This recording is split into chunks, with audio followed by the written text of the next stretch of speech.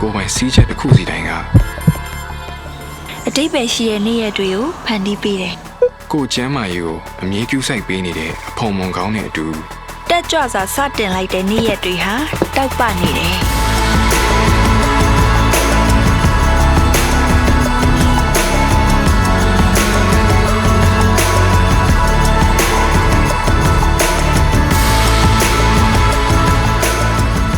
နီးစပ်ခွင့်ရဖို့အတွက်လည်းပေါင်းကူတရားလေးတစ်ခုဖြစ်နေပြန်ပါတယ်